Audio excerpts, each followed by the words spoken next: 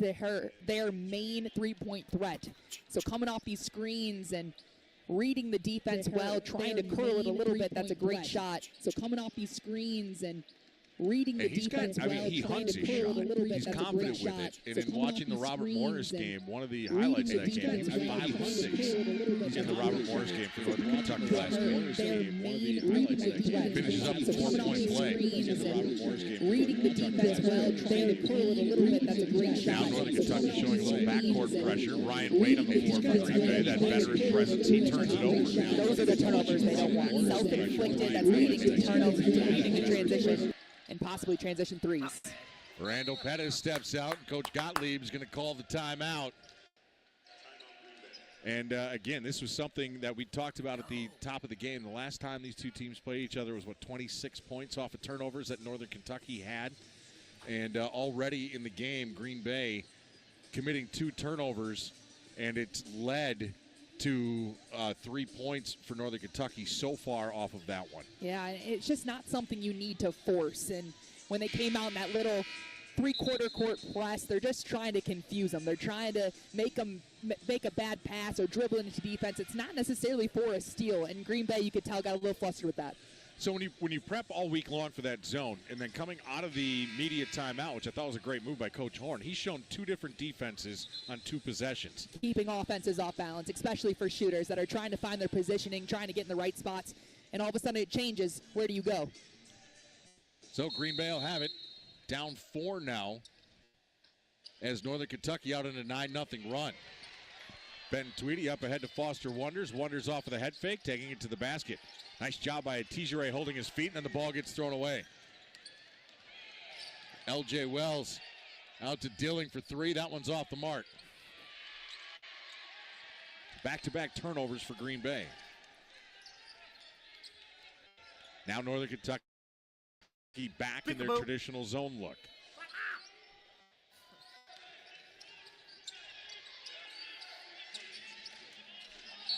Ben Tweedy drawing the contact from Tijere.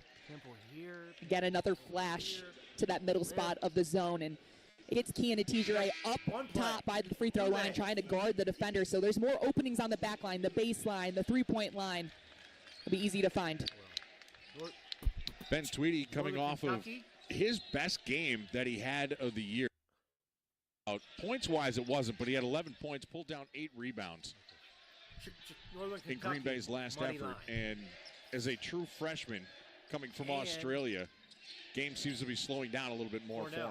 Yeah, Coach Gottlieb said he has a ton of IQ, just a remarkable IQ. He deserves to be out there, but he's been proven it the last few games.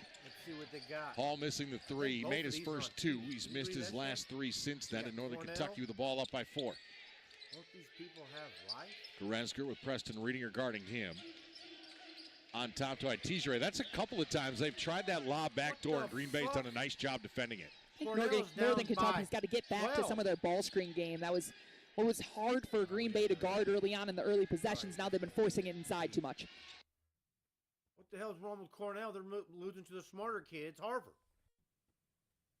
A unique thing as well about being an alum of a program and taking it over. You just have such pride for the program. You don't have to learn that. That's already in you. But really, he was so complimentary of his team. But I think he's got to take some credit of his own as well. No doubt. Only if they win, though. If they lose, if they lose, pass that on to the assistants. That's what they're for. PJ did enough to bother that shot from Ragland. And Cornell has started this game just 2 of 12. Down 12. 3 on the way. Lesmond too strong. Looks good, though. He came off that screen ready to shoot. Ross Williams, second-year All-Ivy League guard last year for the Big Red. Haven't heard from him much. These motherfuckers can't even dribble. Ball knocked out of bounds. PlayStation. And it's going to take us to a timeout. Harvard with a 12-point lead. And Thomas Batiste is doing work early. 7 straight for the sophomore, including this with 2 hands. Day.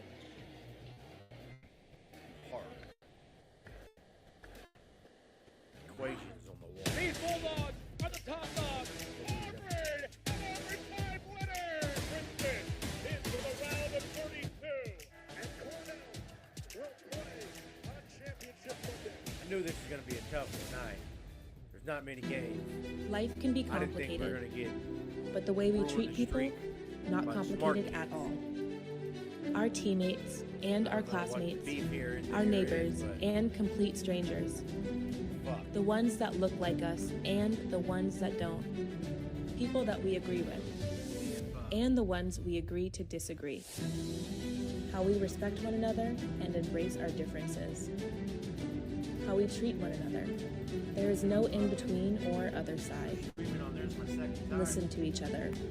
Don't cut your shit Learn off from quick. each other. Yeah. Act They're a when lot you see more what you don't speed on believe. the street than Expect they- equality. they didn't cut me off. Life As can soon be as they find out, complicated. like, you got a copyright This thing part going is on, not. if I do this, like, they're automatically shut off, and when they know it's back, when they know your stream's not showing Half. anymore, they turn it back on. 1 in 2. 2 in 4. Half of Black Americans don't have enough savings to retire. So let's retire inequality. Let's step forward together and let's rise together because dignity, security, retirement is for all. If that's even, can I get in trouble for that? It is, right? Harvard in control early here in Cambridge, and boy, they can hold on, or at least Harvard's next win, Amanda, that would put Tommy Amaker into some serious company in the Ivy League. He's at 299 wins at Harvard, and there you see the Ivy League 300 win club. Those are the only coaches that have won 300 games at an Ivy League school. Quite the company for Tommy Amaker. No kidding, and he definitely deserves to be in that part of the conversation. He's done some amazing things here at Harvard, but, 300 wins at one school, that is incredible. So few coaches stay in one place for that long anymore, but Coach Amaker has really found his home here at Harvard, and I think if they'll have him, he'll stay for the long haul. Stops at Seton Hall, and Michigan, of course, played I think at if they'll have Duke him, for Coach he'll K. stay for the long haul. He ended a all 6-year tournament drought here in 2012. And the Crimson won NCAA tournament games in back-to-back years in 13 and 14. Another big red turnover as Ragland overshoots the cutter. That was Jake Fegan. That is now 6 turnovers on Cornell. They average just over 10 a game. Yeah, they're really uncharacteristically not taking care of the ball right now, and they're definitely just off their game this first half so far. That's not to say they're out of this game by any means. They have the ability to turn it on. PJ, a drive, strong take. He scores with the right hand. And now we get a foul. It appears on Harvard. Sloan. Got this take from PJ. Great take. He had the step. That's the key. He had the step and went right up with it, almost uncontested. After Cornell scored the first bucket of the game, Amanda, this is a 19-3 Harvard run. And they're just doing such a great job on this cutting. They're still doing they're doing a really great job of switching on things and making sure they're talking their way through their defense. But, Cornell, they're going to score their points, that's for sure. That was Anthony Namani, the freshman from Connecticut. Averages only 8 minutes per game, but a key bucket for Cornell there. Good pass from Lesmone, finds Austin Hunt. Great job by Hunt, knowing that he was undersized underneath the hoop. Took a second, let everybody jump over him, and then just went up for an easy layup. No fucking The ball deflected by Harvard out of bounds. We'll get Payne back into the game. Guy Ragland, he had some foul trouble against Yale, didn't play much in the first half. Second time he's come off the floor for Cornell. They can go fuck off.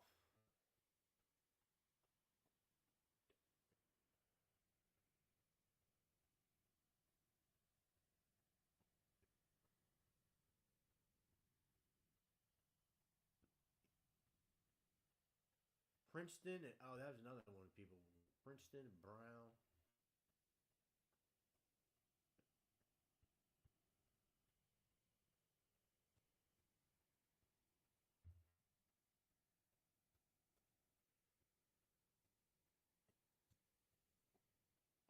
Trying to put it together game, putting on Northern Kentucky.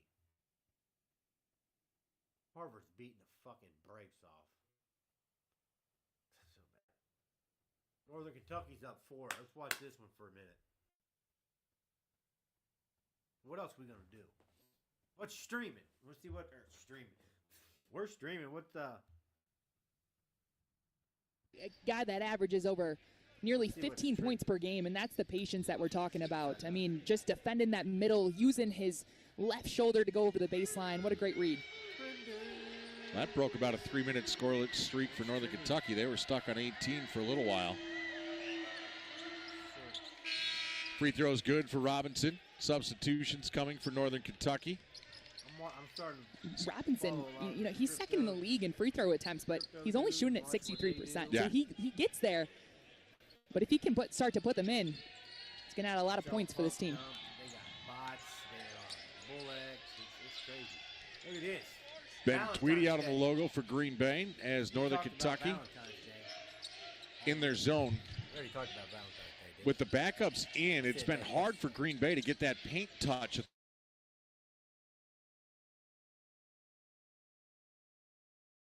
They were getting early in the game. There's Oselka.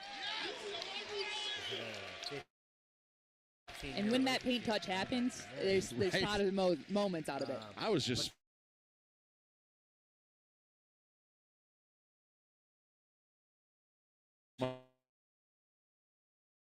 as we right talked now, paint I touch, and it enjoy went my right there. peace. Maybe we should start Kids, predicting that's some enough. plays Yeah, here. they need those paint touches. I don't need no Valentine. I'm fine. Ball tipped out of bounds. The outside ref helped that out. So Northern Kentucky will keep it underneath the basket. Do your thing. Don't make babies. Not me. I got 2.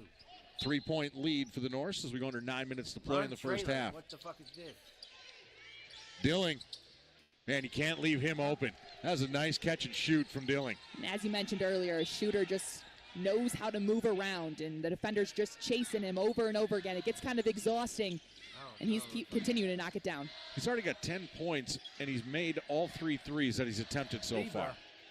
Now O'Hare looking to spin baseline, working his way to the basket. Got in the double team, throws it away. And again, against that zone, we talked about working the backside, but Northern Kentucky is so quick getting that double team down low. You always got to have a plan when you have the ball, driving into the lane, and he's playing off 2 feet. But there was no plan. There was no direction in where he wanted to go, who he wanted to get the ball to. And that can hurt you, especially in his zone. 4th turnover of the first half for Green Bay. They've done a nice job on the defensive end, forcing 7. Itijere with a turnaround.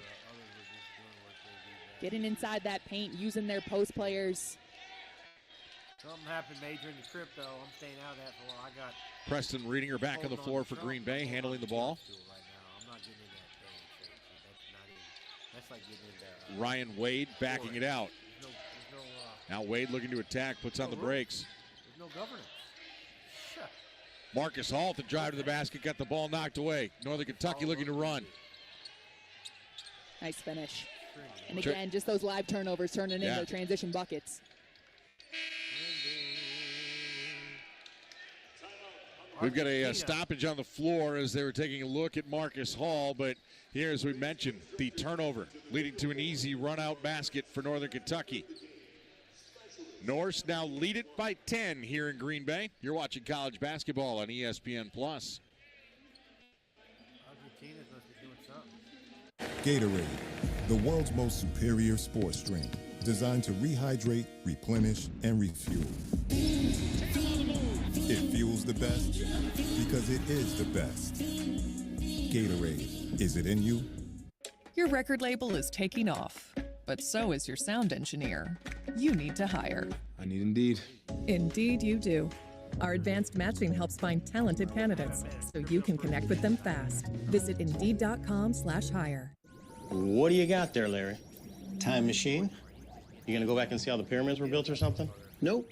Ellen and I want to go on vacation, so I'm going to go back to last week and buy a winning lottery ticket. Can I come? Only room for one. How am I getting home? Sitting on my lap like last time, Ronald. Fine, but I'm bringing this. All right.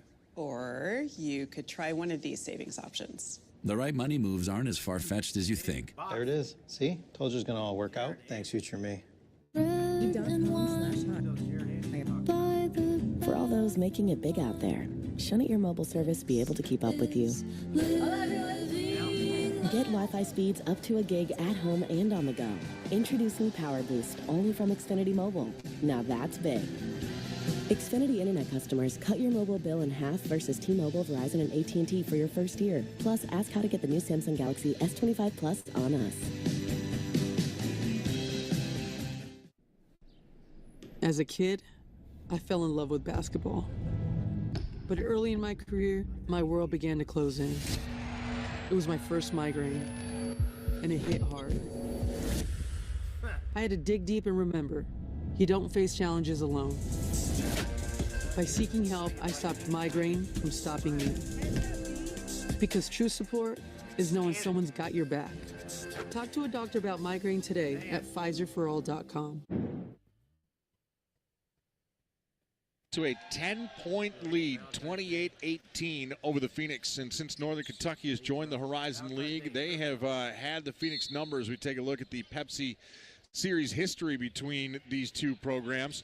Northern Kentucky's won the last 8 in this series and owns a 15-5 record overall in Green Bay. Done phenomenally in the Horizon League, and you can tell Green Bay wants this game, but so does Northern Kentucky. Marcus Hall having a shot swatted by a Tijeray in Northern Kentucky, looking to push tempo again. Dealing to the outside, 3-ball on the way, short of the mark. And now we're going to get a foul whistle against Preston Reedinger on the rebound. Rudy didn't like it, thought he was boxing out. It's interesting how that has evolved in the last couple of years, where your coaches always used to tell you, put a button to somebody.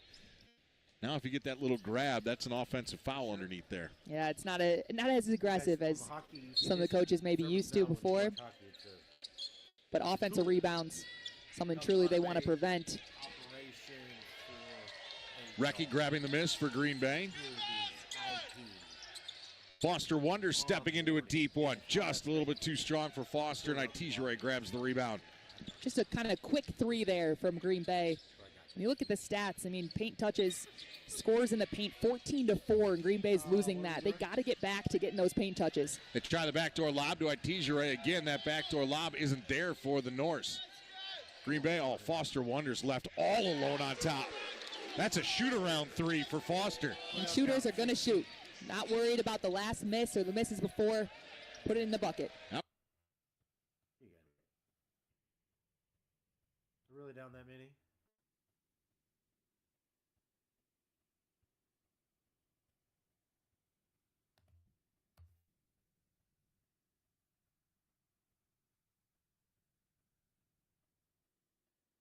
Look at these dudes are just playing with them now. To say just how fast this Cornell team is. I mean, they were able to get back and contest that, and that's a dangerous play for Louis Lisbon. And obviously, he's laboring a little bit after hitting the ground pretty hard. And really, what it was when he went to dunk, his arm hit the rim, and that stings. That makes your whole hand go numb. So Lisbon to the line. Not that I would know. What do you mean? I did not dunk. Comes up short on the first free throw, and Nelson comes off now. Maybe a teaching moment here for Tommy Amaker with his senior point guard. He mentions a run out for Harvard, a pick 6, as they say. Well, what I like to say is you don't get points for style, and unfortunately, you weren't going to get any more points for a slam jam thank you man. You needed to lay up. This is a Cornell team who will run down your throats if they have the opportunity, so maybe take the easy bucket. Lisbon splits the pair. Although, as broadcasters, I'm all for it. Let's go. Let's do some more crazy dunks. Absolutely. Make us stand up. Yeah. Nord misses the layup, and on the putback, he's fouled by Ben Eisendrath. So Cooper Nord will go to the line. Make no mistake, this is also a Cornell team that lost a good chunk of its production. 44% of its scoring from last year's 22-win team. Cooper Nord, one of the players that John Jakes told us has taken a major leap forward this season. Last year kind of just a shooter, but he's added to his game this season. Absolutely, and he's had to because they've lost so much scoring. I mean, they have been able to replenish it, that's for sure. But anytime a new coaching staff takes over, guys move around a little bit, and they've just had to find a way. What are you going to do? Coming off a career-high 28 points against Yale last weekend. Makes both free throws. He's got 13 of the 17 points for Cornell. I was going to say, he's right on track to meet that, if not beat it. Harvard's using every minute of the fucking Batiste shot clock. driving the lane, a lot of And they just contact, and a drive foul and get is called. fouled And more free throws upcoming for the Crimson. We talked about Batiste a little bit earlier today, and when he plays well, you just never know. And he has just been finding lanes and has been unafraid to shoot. Now, I don't necessarily always agree with his shot selection, but today he's taking quality shots, and when he's getting contact, he's playing through it and getting to the line. Gets his first free throw, Batiste. His season high is 17 points. And he's got a dozen with 6:02 to go in the first half.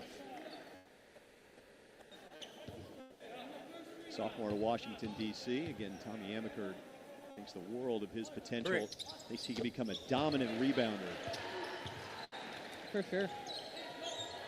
When he was talking about Chandler Piget, 17 points. How do you can't come back? Chandler's our best defender, our best rebounder, our leader. We need some other guys to kind of take the load off of Chandler, and that's when we'll really start to realize our potential. Absolutely. You cannot be a one-man team. It's just too much pressure on someone who you just never know who can get in foul trouble. And wow, talk about a guy who's stepping up for this Cornell team when they need someone to step up. Nord, not just a three-point shooter, right? Able to absorb the contact finish. Try and complete a three-point play. He's got 15 points.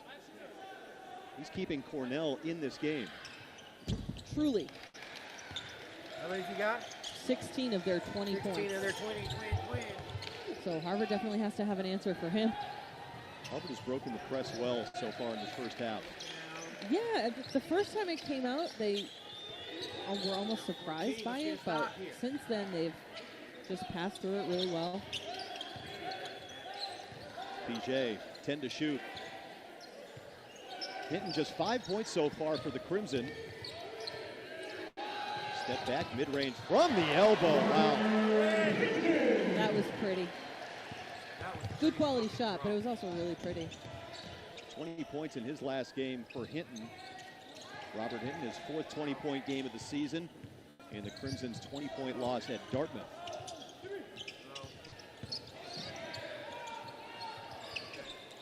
Picking up the dribble is Namani, and with 9 on the shot clock, it's Williams. Good defense by Eisendrath. 3 on the shot clock, stripped away by PJ. Wow, that Harvard defense from beginning to end was suffocating. That was fantastic team defense. Crimson lead by 16. Hinton passes up the open 3. Gives it off to Eisendrath, an open lane, and a running hook. And Harvard with an 18-point lead. Great take by him, seeing his opportunity. Williams spinning in the lane. One-man offense. That's, honestly, as for Harvard, what are you going to do about that? That's a good play right there. He's going to score on that. What? Harvard has broken the press time and time again, Amanda, and gotten easy looks just like that. We talked about Harvard struggling to score. They score about 65 points a game. They have 40. We still have 3 minutes left in the first half. They're on fire right now. Williams, another tough shot, and the answer. Now Cornell's starting to back off the backcourt pressure a little bit, maybe wisely so. Yeah.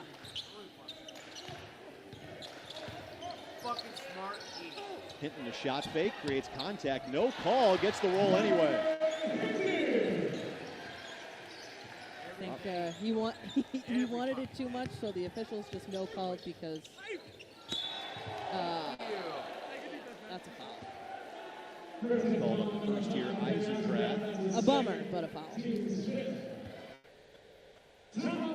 Timeout here in Cambridge. An 18-point Harvard lead. They've been in control for much of the first half. They have been getting to the rim.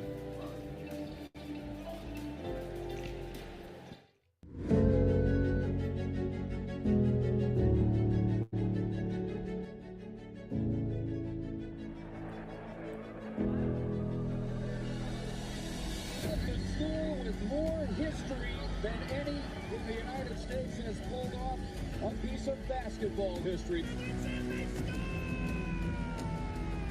It's an absolute commitment to gender equity, providing opportunities for our female students to compete at the highest level. 3 championships in a row. We couldn't have done what we did as a team or individually without each other.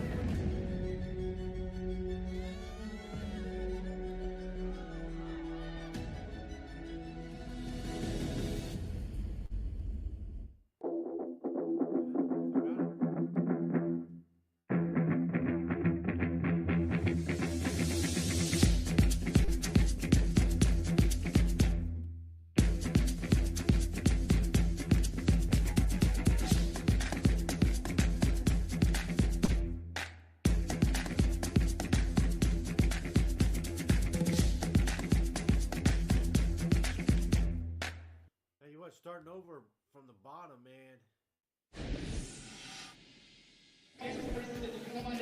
Harvard 42, Cornell 24.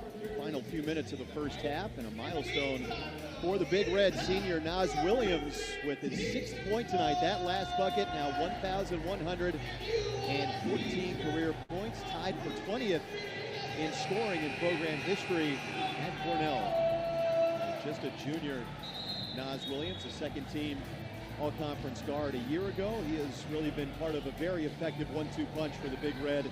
He and Okereke, who have been relatively quiet here in the first half, but congratulations to Naz Williams, continuing to climb in the Cornell record books.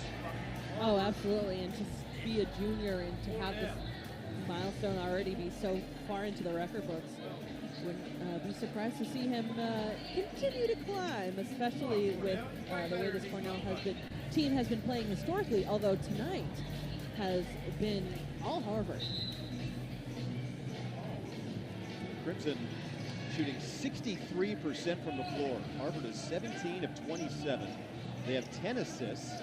They're out rebounding Cornell 14-10, which is something you talked about before the game tonight, Amanda. And the fast break points really stands out. 7 for Harvard, none for Cornell. That's a lot of times where the Big Red make their hay. And they're at the three-point line. Yeah, and you talk about Harvard doing a really great job of forcing turnovers, something Cornell doesn't typically do. Harvard scored 14 points off of Cornell's turnovers. Cornell has not scored any off of any sort of Harvard turnover. So that is a huge gap right there as well. Not something that Harvard typically leads in, but today it's working for them to just run the floor. Naz Williams hits both free throws. Cornell already with 9 turnovers, to your point, Amanda. Harvard defensively has done a nice job of not letting Cornell get into their half-court offense. Austin Hunt with it in the corner. 16 on the shot clock. Lesmond, a contested 3, a little bit offline. Williams with the rebound. And a chance to run for the Big Red.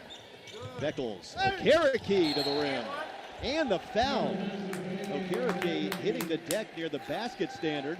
And a late whistle from the far side, and a chance for 3 for Cornell. That's a big man take right there. We've seen him do it all year long, but just doesn't even put the ball on the floor, goes right up with it with 3 Harvard bodies on him. Plays through the contact and has the opportunity to get the N1. Anytime you can get an N1, really gets the team invested, gets them off their feet, really just gives you a little bit of life. First fast break points for the Big Red tonight. They ran that break beautifully. They average over 15 a game, most in the Ivy, as Okereke cannot complete the 3-point play. So the Harvard lead 14. Tommy Amaker would love to see his club continue to control this game, the final 2 minutes and 30 seconds of this opening half. Evan Nelson, 10 on the shot clock. Batiste wants it. Got to get rid of it, and he does, and he throws it out of bounds. Not a good possession there for Harvard. That's a tough one. They definitely have to take care of the basketball. Cornell's heating up a little bit, although still a bit of a gap in this game. Harvard has to keep a comfortable lead. This Cornell team can score. Cooper Nord, a game-high 16. Approaching 2 minutes to play in the first half. Cornell back-to-back buckets for the first time tonight. Mouse in the house. We have a big mismatch on the post. Evan Nelson covering. Ward instead taking PJ, and the offensive rebound to Kane. Sticks it back in.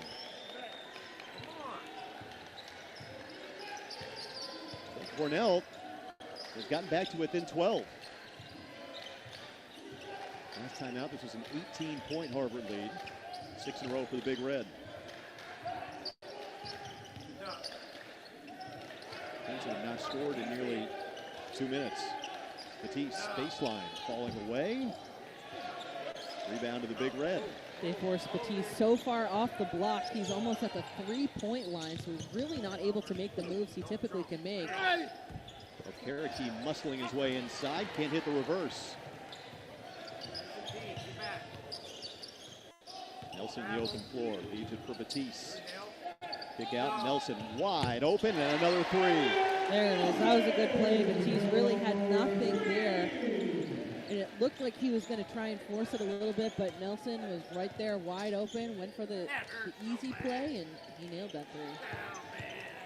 Another mismatch, Nelson on Kane. Kane is 6'8". Here's Okereke, PJ with the steal. It's a foot race, and PJ trying to throw it down with the right hand. Looked like Okereke might have gotten a hand on it, but Harvard gets the offensive rebound as Hunt picks it up and gives it to Nelson for the easy two. Everyone collectively took a breath when he went up for that one, and then went, But he had bad intentions, didn't he? Oh, he sure did. He was ready to break the glass on that backboard. He wanted it so bad, but this is key for Harvard here. No shots, no fouls, nothing easy. Got a half-second differential between the two clocks. Williams steps back, tough shot over PJ, doesn't draw iron, and it's going to be a shot clock violation, and they're going to hold both teams up. There was a couple of tenths of a second between the shot clock and the game clock. So we'll see whether or not it hit the rim. What an important run for Harvard to end the half. No kidding. I mean, this Cornell team was scratching back, coming back closer and closer, and then all of a sudden, Harvard able to bury a three and make a really great stop that will take us to the half. Harvard shot nearly 60% for that first half. They out-rebounded Cornell 17-13, 12 assists for Harvard, just 5 for Cornell. And defensively, as you mentioned, Amanda, the Crimson did an excellent job not allowing the Big Red to get into their motion offense. They did a really great job, and a big part of that was because of their scout. And our sideline reporter, Morgan Miller, actually has the scouting coach with her right now, Morgan. Thanks, guys. Hi, yeah, I'm here with Coach Shilla. So I just wanted to ask you, last time you guys played Cornell, you got up by about 12 points, and then you guys had that lead slip away. What do you need to do to keep the pedal down and keep this up for the second half? Yeah, I think it all starts with our transition defense. We've done a good job of sprinting back and building out, finding shooters. Obviously, Cooper Nord has done a great job of getting open. But other than that, I think we've limited him on the three-point line. And then that's when we get out and run. And if we're tight and tough with the ball, which we've talked about, you know, they're going to give us opportunities. The way they play, a lot of chaos, a lot of energy. But if you can be strong enough with the ball to break it and get out and run and play with intelligence, there's stuff there, and we've been able to find it. You mentioned that three-point line for Cornell, which has been one of their saving graces throughout this season. How have you guys been able to cut that off? Yeah, it's about communication. They do a great job of, you know, screening actions, just finding guys. They have a sixth sense for finding shooters. They do a really good job of it, but we've done a really good job of communicating early in transition and then in screening actions, and it's been good so far. And lastly, you guys have been playing super unselfish offense. There's been lots of passes. Is that something you guys have been working on the last couple weeks? Yeah, just talking about trusting it, like trust the offense. And I think, you know, especially in a game where the floor is going to be open, it's funny, we always say that if you give it up, it honestly, it probably ends up finding you again, and it's happened a couple times tonight. Thank you so much. Good luck the rest of the game. Guys? Thank you, Morgan. Well, you heard it, communication and trusting each other. That's what the Crimson have done in this first half, and it's led Harvard to a 17-point lead, 13 from Thomas Batiste. The Crimson in control at the break.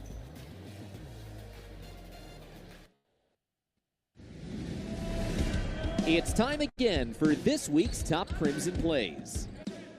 Number 6, men's volleyball. With a set point up for grabs against Penn State, Owen Fanning slammed home a kill to give Harvard the early lead. The Crimson would go on to sweep the Nittany Lions and claim their first victory in the series since 2018. In the process, Harvard snapped Penn State's 38-match conference win streak. Number 5, women's basketball. After forcing a Dartmouth turnover, Gabby Anderson saved the ball while falling out of bounds. Katie Krupa then found Harmony Turner, who helped grow the Crimson's lead over the Big Green. Number 4, men's ice hockey. With time expiring on the power play, Bruins draft pick Mason Langenbrunner went 5-hole at TD Garden for the first multi-goal game of his career. Number 3, women's track and field. At the Scarlet and White Invite, Victoria Bassong made history in the 400-meter, breaking her own school record in the event with a time of 52.02 seconds. Number 2, men's tennis. In the final match of the contest, and with the third set tiebreaker tied at 9-all, Mark Katiri battled through a long rally to win the point. Shortly after, he won the match. Number 1, fencing. In a moment the Crimson will never forget, the women's fencing team secured its first outright Ivy League title since 2009 with the win against Penn. That's it for this week's Top Crimson Plays.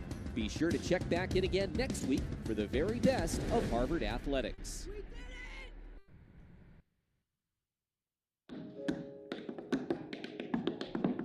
My name is Ayodele Cassell, and I am the writer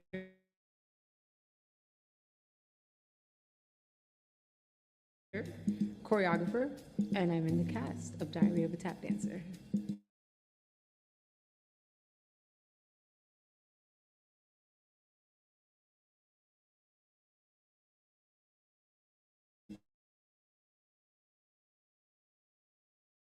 I first discovered tap dancing in high school. I was a senior, and my teacher started a course where she was showing us old movies. And in one class, she showed us Fred Astaire and Ginger Rogers. I think it was Swing Time. All of a sudden, everything went away, and I was just looking at them float through the screen, and I thought, man, that is so cool. In 2019, I had the opportunity to apply to be a Radcliffe Fellow. Thank you. And the project that I submitted was this idea of creating a theatrical work that centered the lives of the Black women tap dancers from the 30s through 50s. Diary of a Tap Dancer is a play with music and dance. It examines and points to the history of tap dance, the present exciting landscape of tap dance today, and brings forth information about Black women tap dancers that people may not be so familiar with.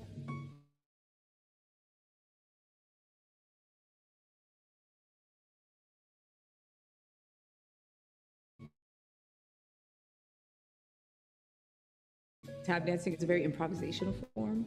It is informed by your lived experience. So I always say where you grew up, the music you grew up listening to, the languages that you speak is what powers and fuels tap dancing.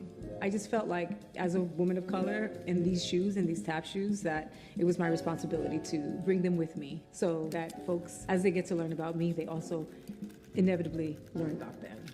What I hope is that audiences see the power in telling one story and elevating and honoring who they are, where they came from, that they see the power in elevating other people and their stories.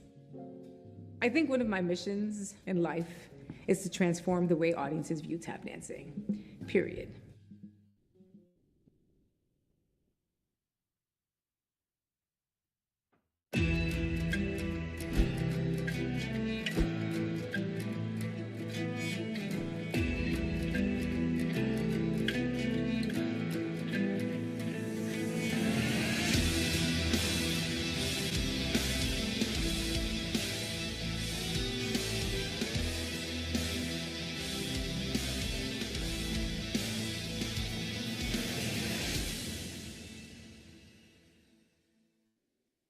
At Team Impact, we pair kids who have been sidelined by serious illness and disability with college teams from across the country. What's up, big man? You good? It's more than a single-day meet and greet or photo opportunity.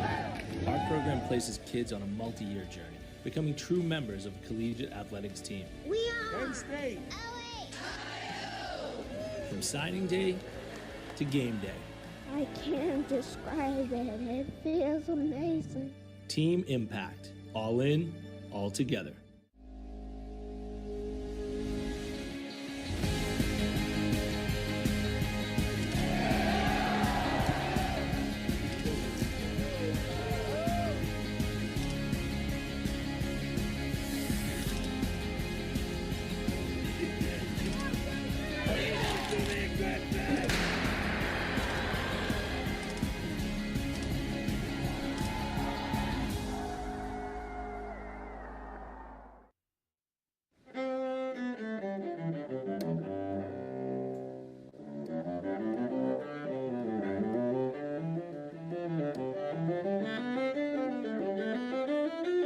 So I first started playing cello in 3rd grade, and it was one of those things that you kind of just have to do in school, but it really stuck for me.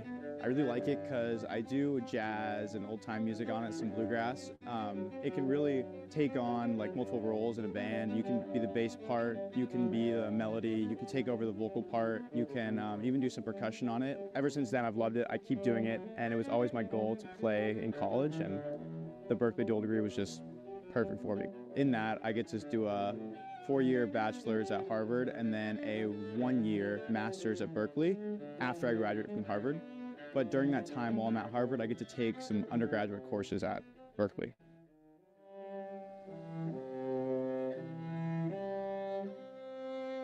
So the coaches came to me and said, do you want to perform the national anthem? And actually some of the women's players they were all talking about it and they wanted me to perform the national anthem. So for the women's water polo senior day here against Princeton, I played the national anthem before the game, and it was awesome. It's definitely more nerve-wracking playing in front of people I know, but the team is very supportive. A bunch of the guys have come to my concerts last spring for the Bach Society Orchestra, and they all come and they sit in the front row and they cheer the loudest, so they're super supportive. Music is one of those things I always want to keep in my life, especially the cello. Like, I want to play no matter what I'm doing. I really love it. So right now I'm not in a degree-seeking program at Berklee. I'm just technically at their graduate studies division, but I am doing undergrad classes, and it's meant to prepare me for the master's program. And then I'll be doing a 1-year Master of the Arts at Berklee, just in like Berklee Graduate School.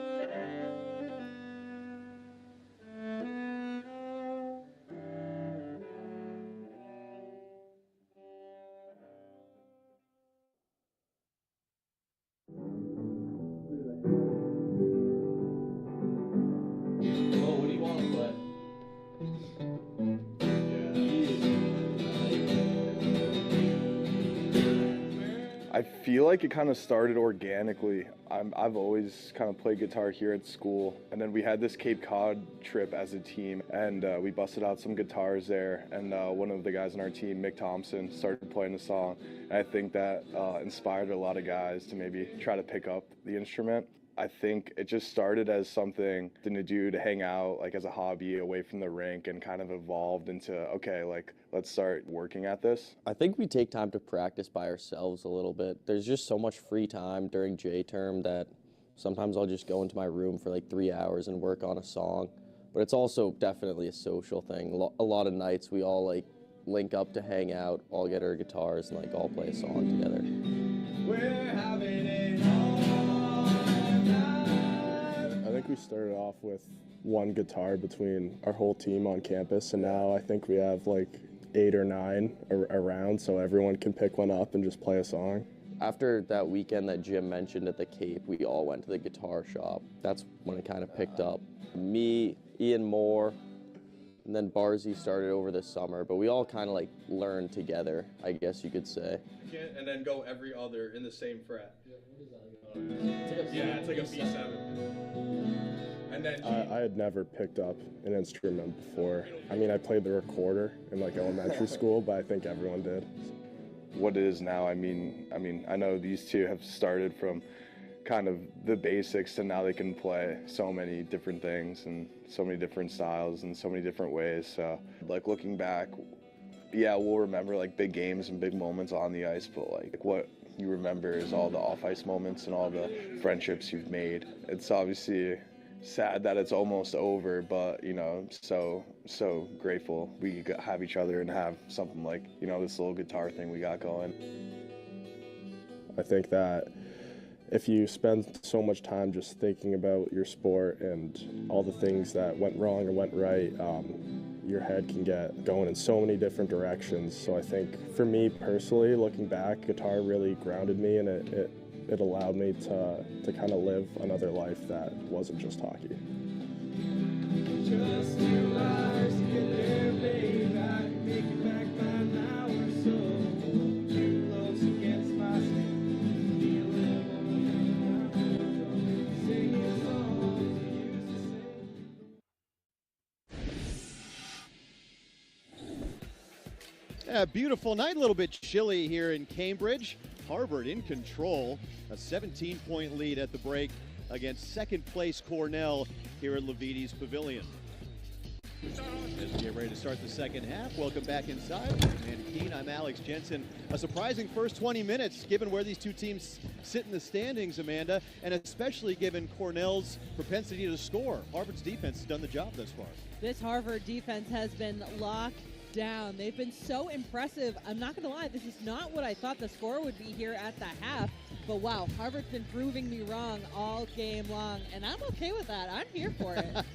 Yeah, the Crimson have done a great job not allowing Cornell to get into their motion offense. Let's take a look at some of the highlights. And Cornell, a nice play early, but really the story of the first half was the Crimson. It absolutely was. That first play off the top for Cornell was great, and then after that, we didn't really see them score for quite a bit of time. So Thomas Batiste, definitely a big, important part of this team in this game, and he was just really a wild card stepping up here in this first half, and also what was stepping up, I should say, in the first half is the Harvard defense. And Cooper Nord kind of kept Cornell in it early, and finally Cornell able to get out and run a little bit. And Amanda, why don't you take your pen there, show us what you've seen. Take us into your classroom. You know, on this X's and O's, we're going to do things a little different. This possession of Harvard defense was so impressive. Watch Chandler Piget here. He is defending the ball up the top. He defends it again on the other side. They're forced to dribble drive. Things aren't going well. There's no help here. They don't need to. Here, the ball comes out to the top, and once again, Cornell has to start over again. Here's PJ really forcing some really great defense, and then eventually picks off the ball, goes on the other end, and scores. So typically we start and stop and break down a play, but I just had to sit here and admire a beautiful possession of team defense, because that's what it was. You've got to keep in mind the scout by Matt Ferschilla and company. Let's take a look at the first half stats, and boy, the field goal percentage for Cornell is really what stands out, I guess, for both sides. Harvard as a team is 7th in the Ivy League in field goal percentage. Cornell 4th in the country. These two numbers are flip-flopped. For Harvard to be scoring almost 60% of their shots is wild, and I don't know if they can keep up with that. Cornell, on the other hand, though, really just not playing well as far as their standards go. 3 for 12 from behind the three, that's not typically how they shoot. 10 turnovers in the first half, that's not how they operate either. And this Harvard team, 22 points in the paint. If anything, I thought Cornell would be winning that battle at this point in the game. So Harvard definitely playing out of their minds right now. Cornell with 44 points in the paint in the first matchup between these two. That is flipped in the first half. Let's go to Morgan. Thank you, guys. Yeah, I got a chance to talk to Cornell's head coach at halftime, and I asked him, last game you guys were down by 12 and able to make that comeback. What do you need to do tonight to make that happen? And he said straight up, better defense. He said Harvard is moving the ball really well, and he said they're a really unselfish team, which is something that we heard from Coach Fischella at halftime. I asked him also, how can you guys get those 3 points going? And he said Harvard is physical, but it's nothing that we haven't seen before. We just need to be better, take better shots. And he said, honestly, if the 3-point shots aren't there, we need to make some layups. Guys? Thank you, Morgan. Yeah, Harvard sharing the ball, 12 assists in the first half. They are last in the Ivy League in assists per game, just over 13 on the season. And for a young team that's been growing throughout the year, boy, a huge step in the right direction in the first 20 minutes. Hinton comes up short on a three. Okereke with the rebound and a foul on PJ. I just like the way that Coach Jake said, nothing we haven't seen before. This basketball is a simple game. It's not that complicated. So they're not reinventing the wheel. They're just playing really hard. So Cornell just needs to know that and make their adjustments and play their game. I think that's really a fair assessment. You see a whole lot of Guy Ragland in the first half for Cornell, big man number 21. Here's a drive by Williams, sweeping to the basket and finish. Williams has made some really tough plays. He's a little bit undersized, and he just has the ability to find a way to score and make those really tough layups. He's been playing great. Now 10 points tonight, in the top 20, thanks to his 7th pointer, or 6th point rather, tonight, all time at Cornell in scoring. Piget, nice movement without the ball. Batiste, man, he has had quite a night, and the big-to-big passing for Harvard's been exceptional. That's the thing. So often we're talking about the two-man game between a guard and a post, but today it's been between the two big men on this Harvard team. They just know where the other is going to be. It just proves how well they're operating as a team, and wow, it's been fun to watch. 7 assists between Piget and Batiste. Just 2 turnovers. Fegan misfires on a 3. Crimson back with it. Nelson finds Lismone. The drive, another interior pass. Batiste triple teamed. May have been fouled on the kick out, and a foul on the open floor as Nelson prevents the layup by Williams. Yeah, that's a tough one, but again, like you said, he was triple teamed, so he was just in a tough spot to throw the ball cross court. But Cornell getting the ball on the sideline because Nelson made the foul so far away from the basket, he definitely wasn't shooting. So that was a good foul, if you're going to call them that. Stopped the ball and wasn't a dangerous play at all. Ragland, quick release, hits a 3. Okay, big man. Well, that's what makes Cornell tough to defend. We didn't see it a whole lot in the first half. We talked about it in the first couple minutes. All 5 Big Red can dribble, pass, shoot, and move without the ball. I mean, my man's listed at 6'8" and just casually tossed up a 3 like it was nobody's business. How do you account for that? The ball was barely in his hands. PJ skips to Batiste. Thought better, the 3 drives, baseline, and throws it down. There it is. We've seen a few missed dunk opportunities today, and Batiste found a way. That is his 3rd dunk. Maybe a sign of some growth. Playing slow, driving the closeout, Amanda. It's really hard to drive along the baseline like that and then get your body in a position to be square to the basket. So he dunked it so that he could get a higher quality shot as opposed to trying to contort his body in the air. So it was both a good choice and a pretty cool play. Meanwhile, the 3rd foul on Nelson transpired during that replay. Ford gets a contested 3 over Eisendrath. 4 threes now for Nord. He's got 19 points. It was a good 3, and I think he had a case a little bit with the contact. You have to let the 3-point shooter land. That is a hard and fast rule. So Harvard's lead is now 13, 3 minutes into the second half. PJ with 10 on the shot clock. Crimson 2 for 3 from the field since halftime. Eisendrath, couple shot fakes, pivots. High arcing floater, does it go? Good defense by Nord. Good defense. He was pretty much out of options at that point. It was a shot I'll take. Karaki's been quiet, just 1 for 5 from the field. Rotates to Nord, he's had the hot hand, and this one a little too strong over the backboard, back to the Crimson. Really unselfish play. We've talked about how fast Cornell can be, and so often people think that means they're good runners, but that ball movement on that last play, that's the kind of pace we're talking about. The quick passing, that is so hard to defend when you're also in help defense and you have to recover to your player. That's how they get people so out of sorts. Good shot. It just went way too hard off the rim. It didn't fall, but it was a good choice and really great ball movement. More token pressure from Cornell.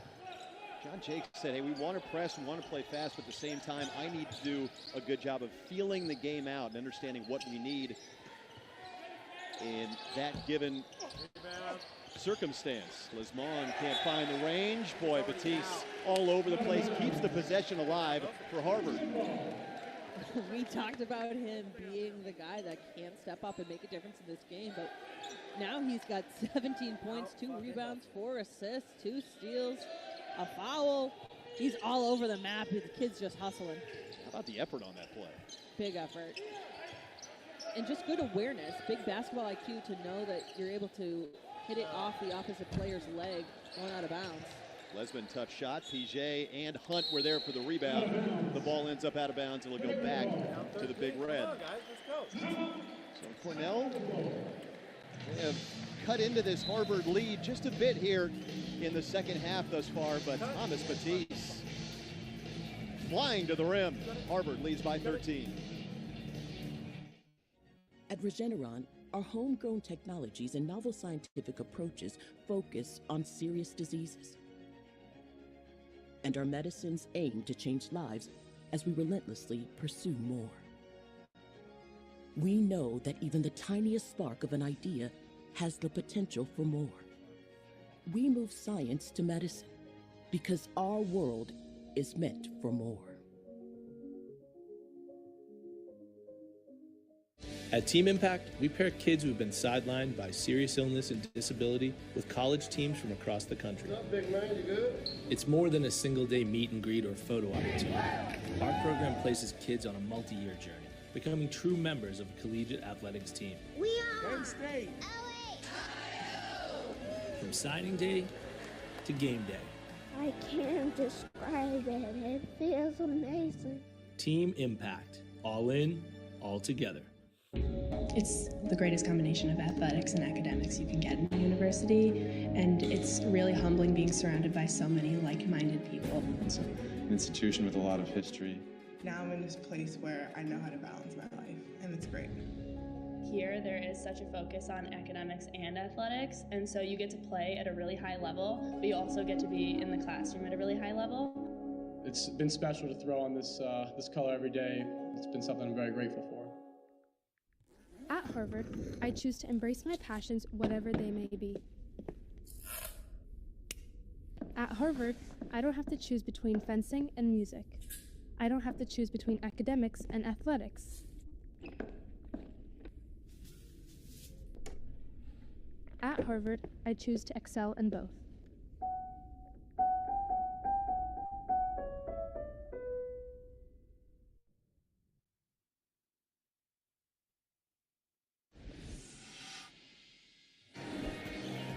Welcome back to Levites Pavilion with Amanda Keene and Morgan Miller. I'm Alex Jensen. The all-time series between Harvard and Cornell, the 187th all-time meeting. It's been pretty even.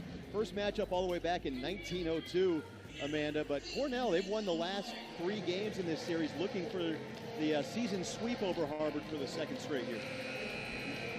Yeah, this is what I love about the Ivy League. No doubt. No doubt. Oh, we're looking back at 1902. No, I mean, this Cornell team has been really great the past few years. They've kept up with that. Harvard's had a bit of a turnover as far as new guys coming in, being a slightly younger roster. So no doubt in the next few years or centuries, it could flop again. You just never know. No shame in being swept by Cornell a year ago either. 22 wins for the Big Red. Second most, tied for second most in program history. Ragland can't hit the 3. The Big Red just have not found the range from deep tonight. 5 of 18. Oh, quick trap to start. Barbour looks off the defender and rattles home a 3. I was not expecting him to take that shot, but once he did, you knew that ball was going in. Harvard is playing with some serious confidence. A lot of contact on that loose ball. Ragland runs it down. 18 to shoot. Eccles, point blank, couldn't get the finish. You know, there's been a lot of contact in this game, and I do have to say these officials are really letting these guys play. Unless it's a blatantly obvious foul, they haven't really been calling those touchy ticky-tacks. And that's almost a little surprising, knowing that we're getting into the second half of February. Typically, they start to call it a bit tighter, but they're really letting these two teams play, unless, of course, we're in a dangerous position. Hinton and Nelson. Boy, a bad pass on the inbound by Okereke. Right to Batiste. Another turnover for Cornell. That's 11 on the night. Nelson back in the game with 3 fouls for the Crimson.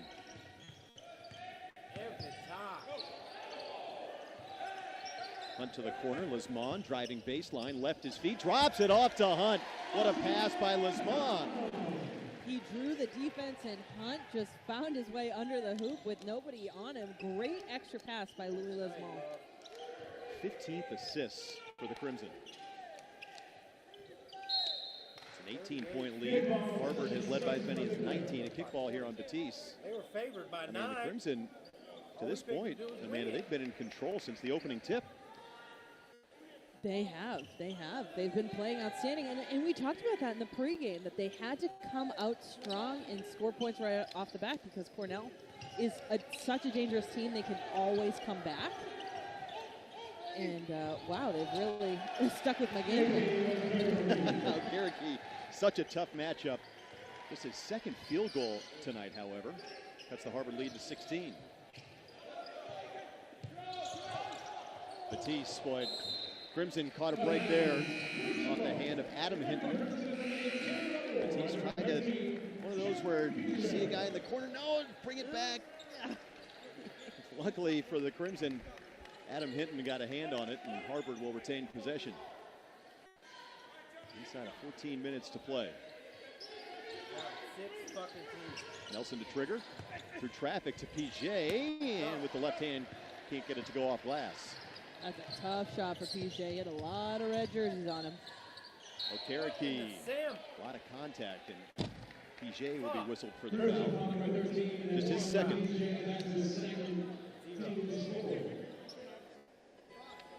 Now, from here, it looked like a travel. 1, 2. Maybe a little shuffle in there somewhere. Might have been. But it was, definitely a foul of a body. Like I said, they really haven't been calling a lot. Whoa. Jake Fegan way out there. There was not a single white jersey near him. That was my whoa. This Harvard defense has been so impressive. How on earth did they just forget about somebody? Nelson on the drive, a lot of contact, and the ball ends up out of bounds. Last touch by Adam Hinton. You feel at all, Amanda, like Cornell has settled for threes at times?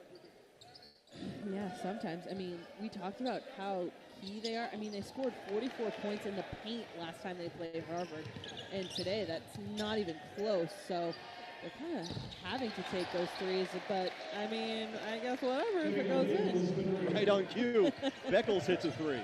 6th of the night for the Big Red.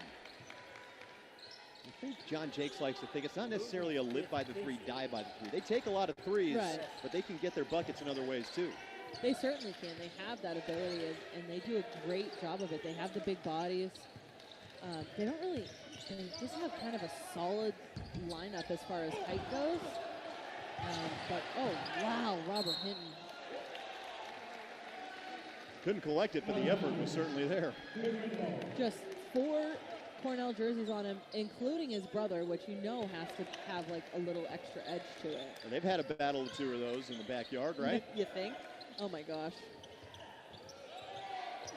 Crisply run set by Cornell, and Hinton hits a 3. Uh-oh. The lead is 10 for Harvard. Cornell has not been this close since it was 17-7.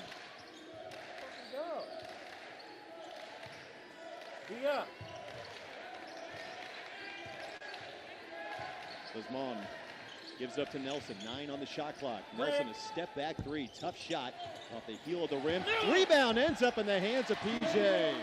And Harvard back up by 12. Fucking good defense. Everything else.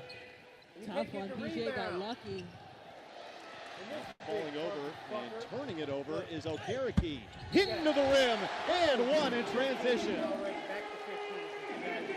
Maybe the most surprising thing tonight, Amanda, is that Harvard has a 14-point lead, and we have not said Robert Hinton's name very much at all.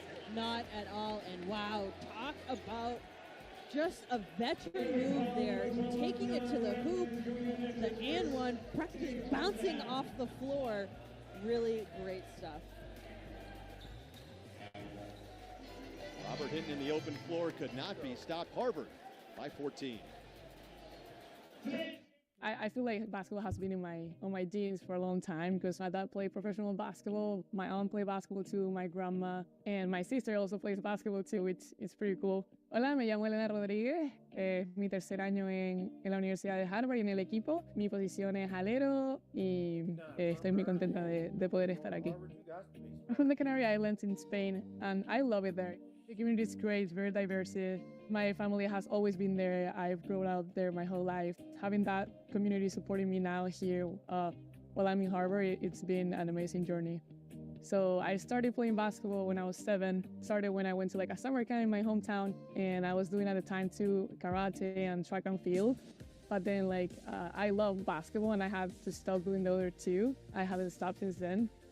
Definitely it was an enormous cultural shock when I got here. When people told me that they hold closes at 7:30 p.m. I felt like people were joking because I usually have dinner at 9 p.m., 10. It was definitely an adjustment. And I feel like one of the most important things here that has made my transition even smoother has been having my Spanish speakers around me, because after speaking all day in English to have dinner with them, it's pretty awesome. So yeah, having definitely my roommates right now, my teammates and my coaches were also really helpful. The lifestyle in general, I feel like here, people love Uber Eats. I feel like back home, it's more people love the experience of sitting on a restaurant, spend time. I feel like the culture that we're talking about translates into the core. In Spain, we take more pride in the collectivism. I feel like here we take a lot of time on individual skill set, skill development. It's been really helpful for me to get the best of both worlds. I've grown as a player for sure, being here and taking pride in those things that maybe I was lacking before.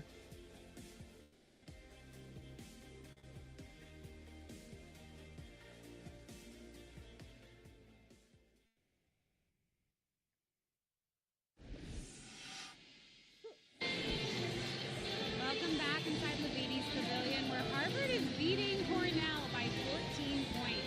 But we're going to flip to February 7th, where our own assistant coach, Seth Towns, first-year assistant coach here at Harvard, went to Northland High School to watch his jersey be retired.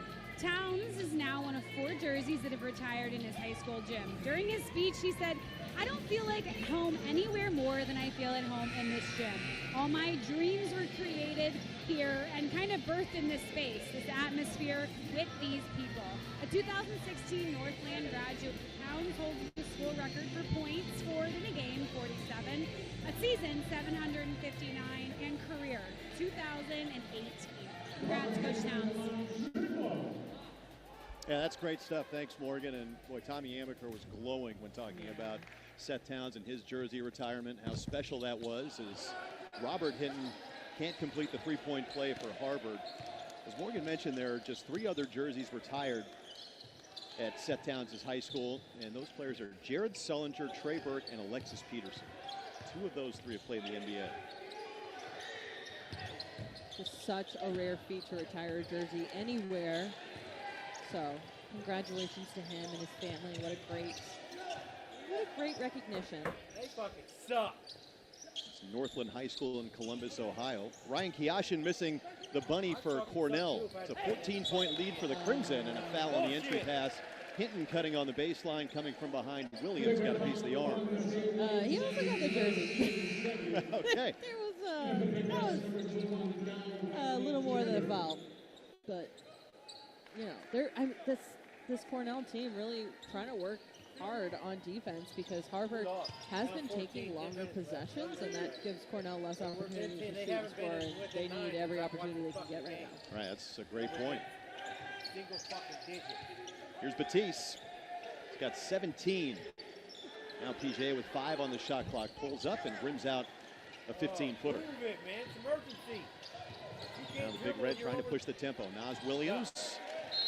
By Harvard has just, it seems on most possessions, Amanda, has been one step quicker than Cornell.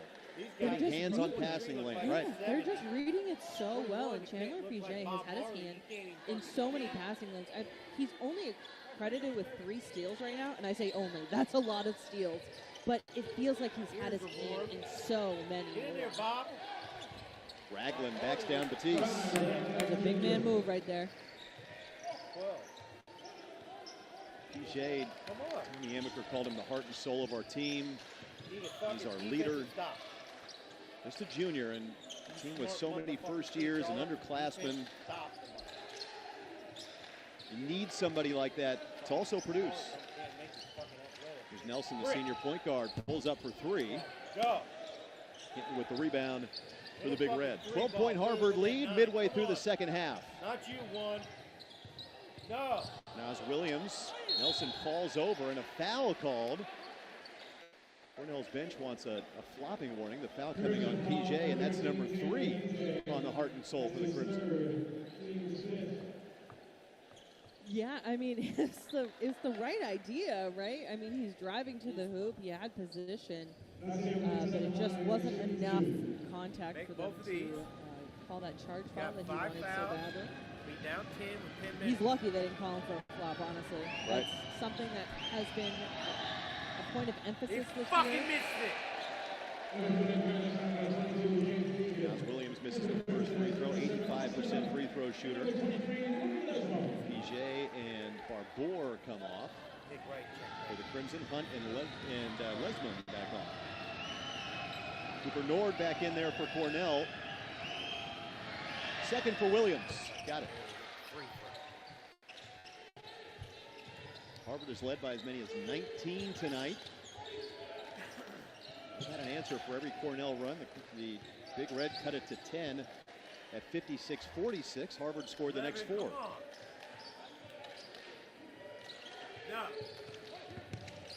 Batiste trying to kick it out. Deflected, run down by Hinton. 10 to shoot. Hinton on Williams. Tough shot falling away and a foul called. And Hinton will get himself to the line. Hinton really stepping up in this second half, taking the ball to taking tough shots, taking the ball to the hoop, playing through a ton of contact. And that was a little soft. Maybe there a little bit of a makeup call from the very strong contact earlier. If I can get my words out. It's a struggle for all of us. Well, like I'm talking about it, and then I'm also trying to, watch him take the shot. Listen, it's so tough to sit here and talk about basketball. We're multitasking, watching, talking. Robert Hinton.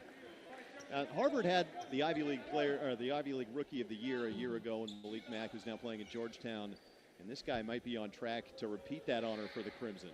6 times the Rookie of the Week in the Ivy League. Misses the second free throw. Batiste with the offensive rebound. PJ for 3. Comes up a little short.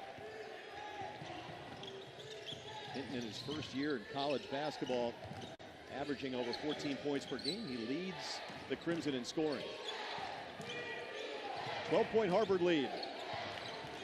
Raglan trying to muscle his way inside. Williams off the kick out. It's a 3. And we're in single digits for the first time since the opening minutes. Yep, that was a big one. This Cornell press doing its job, really throwing Harvard off, starting their offense awkwardly. I guess is the best way to describe it. 10 on the shot clock. Here's Robert Hinton. PJ has the size advantage on Nord, a score and a foul. Nord can't believe it. And PJ, a flex of the right arm. He'll go to the line for a chance at 3. Big bucket for the Crimson. Big bucket. We talk about how hard Chandler PJ works. Here he is, just goes right up with it, and they call it with the body. I can see where Nord gets a little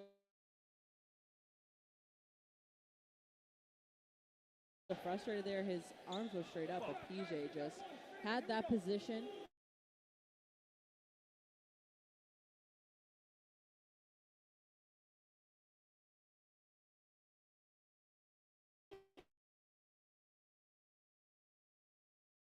As soon as we mentioned earlier, you felt like the officials have let the guys play for the most part, and maybe that's part of the frustration from Nord as PJ completes the three-point play and puts the Crimson back up by a dozen.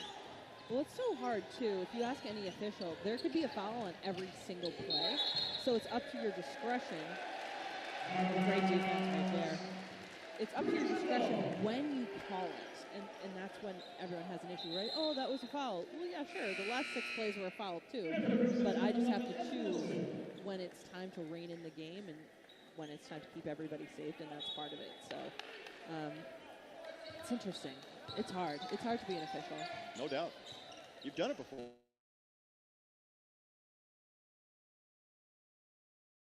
I have. It's terrible. People are mean.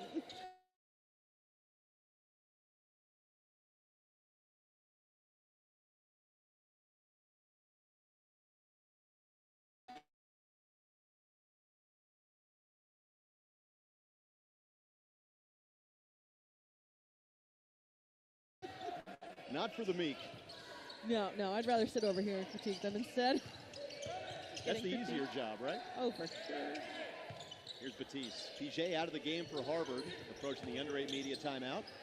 Batiste, boy, got to his spot high off the window. It is his night tonight.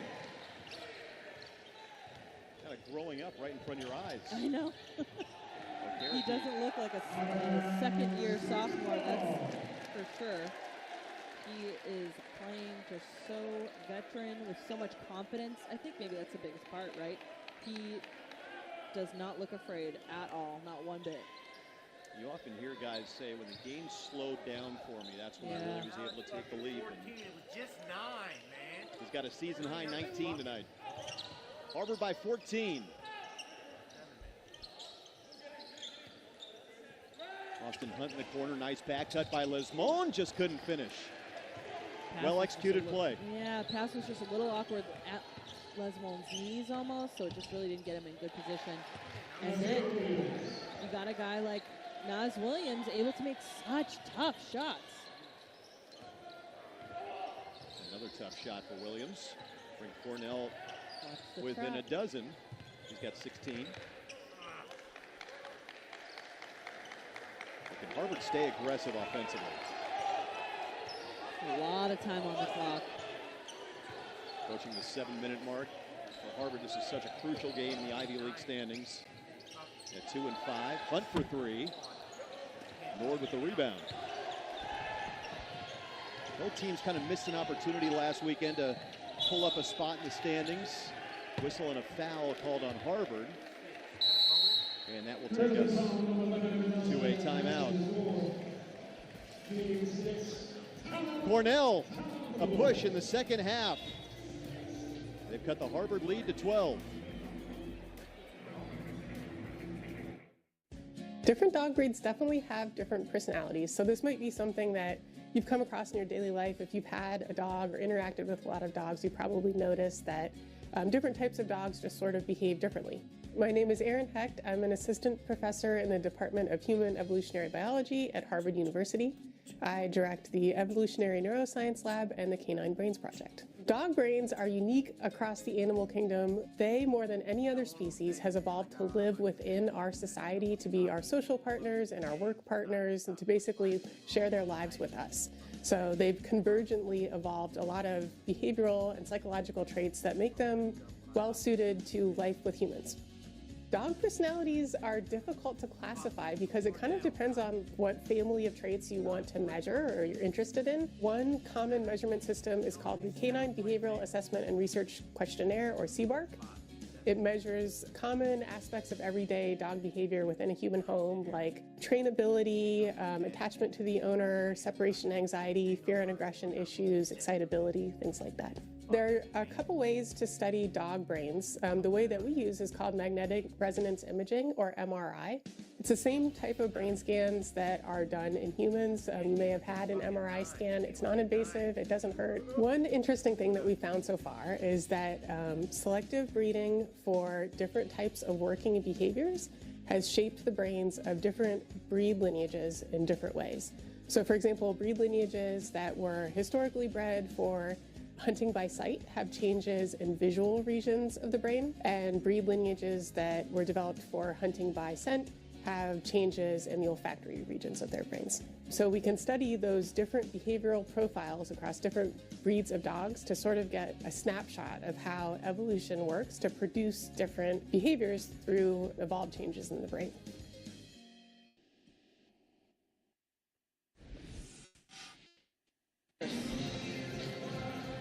Harvard leading Cornell 66-54. Welcome back to Cambridge. Just talking about the Ivy League standings, Amanda. We'll take a look at them now.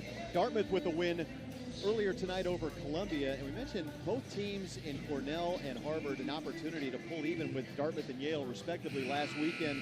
Both teams ended up losing. And it's Yale still sitting atop the conference at 7-0. So you get a feel for what this game could mean for Harvard to get closer to the top four. Absolutely. And that top four is your goal to get into Ivy Madness. And right now there's a little bit of disparity as far as the top four and the bottom, but that can easily change in 2 weeks' time. Like, you know, we play back-to-back games here in the Ivy League, and things can change very quickly. Nord, quick trigger, not this time. Long rebound, Nord steps on the sideline. And we'll go back to Harvard. Well, you look at the top four, and Dartmouth with 3 losses. Now, if Harvard, if they can win this game tonight, really an opportunity awaits them because 5 of their last 7 games in Ivy League play are here at home. They've got Columbia coming in tomorrow before going on the road for Princeton and Penn. But the confidence they could pick up from a potential win over Cornell, I mean, that cannot be understated. Yeah, it's like a win and a half almost if you're looking at baseball terms. Right. Batiste, he's got a career-high 19 tonight. 10 on the shot clock. Passes out of the double team. Lesmond, shot fake, a flyby. Can't hit the 3. PJ had the rebound ripped out of his hands by Nord. Lesmond was almost surprised at how open he was. Throws off your game a little bit. Williams in the lane. He's so composed, Williams. It's just one of those things. He just works so hard and eventually wears the defense down until he gets a good shot, and then he just casually kisses it off the glass. Nothing phases him, it seems. And the word John Jakes used was moxie to describe his junior guard. So back to a 10-point Harvard lead. They've led by as many as 19. Hinton pull-up jumper. No. Offensive rebound, Batiste, and he's fouled in the process. It's the 15th foul on Cornell. We'll get a couple of fresh Big Red into the game. Beckles and Hinton. Okereke comes off, has not been his night. 6 turnovers for Okereke. Really takes care of the ball so well. A 2-to-1 assist-to-turnover ratio, which is 3rd in the Ivy League. Honestly, that's something that happens quite a bit against this Harvard defense. The player to watch, the player we're planning for, is also the player that Harvard has circled, and they do a great job at the other team's number 1. Big Red with a steal. Beckles on the run. Right past Hunt, and scoops it in. Not sure if Hinton touched that while the ball was in the cylinder. And now the lead is trimmed to just 8. A lot of time left in this game, too, so Harvard has to take good quality shots and use the shot clock. Oh, okay. Here's Hinton. Cornell's outscored the Crimson 28-19 in the second half. 7 on the shot clock. Batiste will let it fly. In and out. And a foul on the rebound is going to go on Lesmond, I believe. It is. So senior guard Nelson will come back in for the Crimson along with the freshman Barbour. Let's take a look at this rebound. Didn't quite catch it off screen. So that was also a critical foul, Amanda, because it puts Cornell into the bonus. It does, and that's the second time Louis Lesmond has gotten a foul so far away from their basket. You know, that's a little tough, at least if you're going to get a couple of fouls, make it when the other team's shooting. I don't know. I hate a foul so far away from the basket. So Nord, a very good free throw shooter, a 1-and-1, and he earns the back half. It is down to 7. Closest Cornell has been since the 10-2 mark. 16:05 to go in the first half. Kind of slowly chipped away here in the second. They have, and you could almost feel it.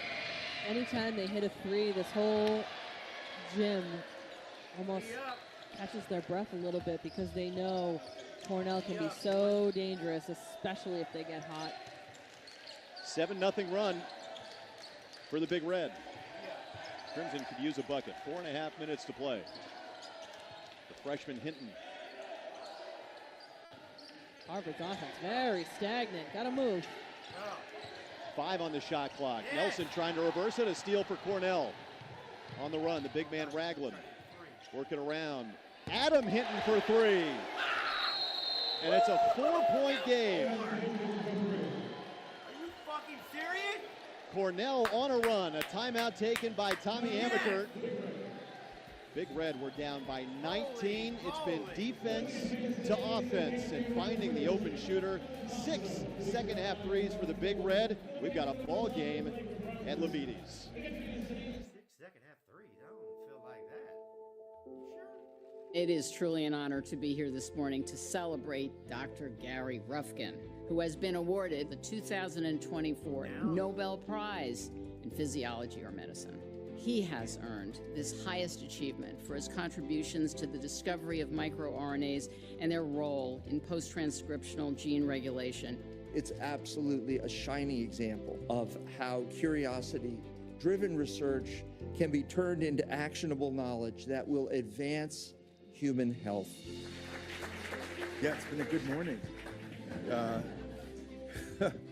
Thank you. From like 21 to 24, I was a disappointment to anybody who was thinking about where my career might go. Because I lived in my van and planted trees in the Pacific Northwest. But then I spent a day reading Scientific American, and it was really a good day. And I said, you know what, maybe I'll go to graduate school. And so I came to Harvard for graduate school.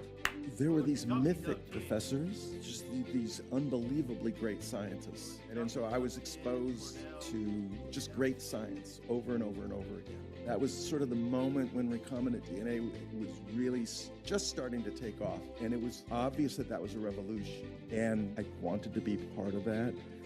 I want to thank MGH.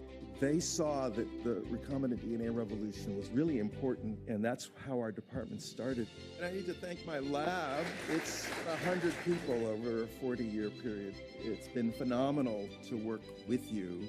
Pay attention to revolutions and enjoy them, because they don't happen that often, and they're works of art.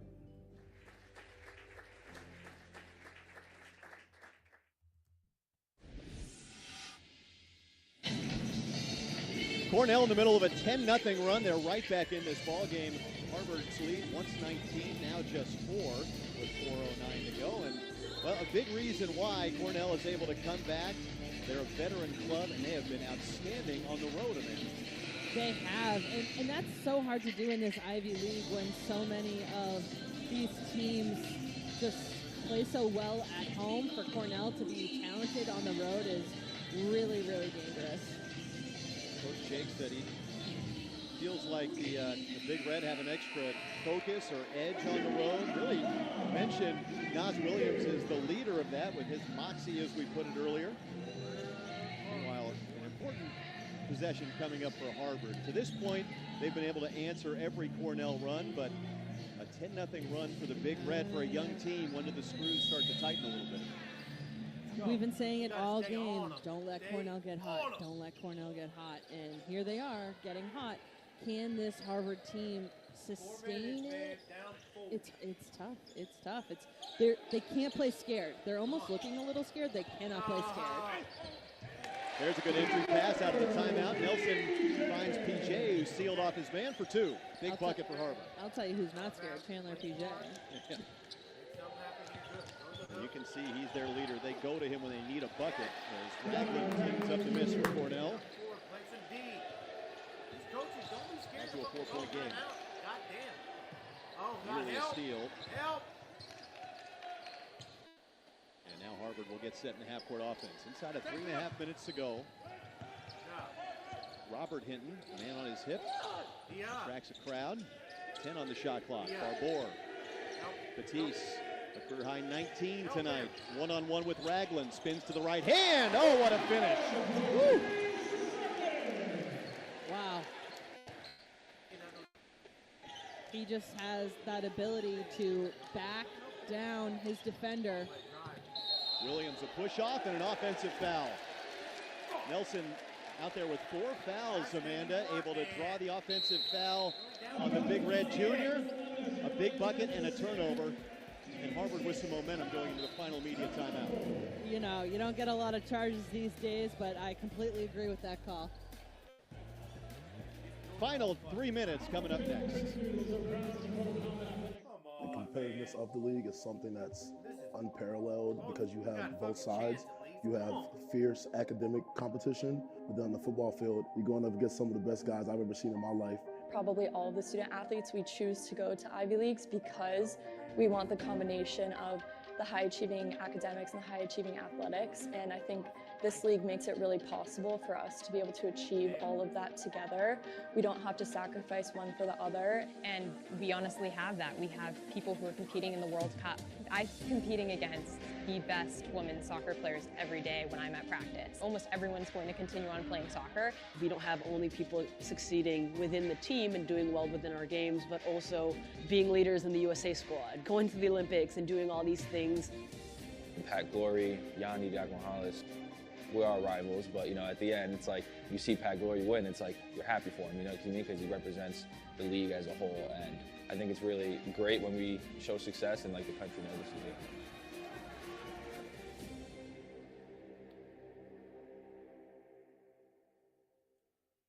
These Bulldogs are the top dogs. Harvard, an overtime winner, wins it into the round of 32. And Cornell will play on Championship Sunday.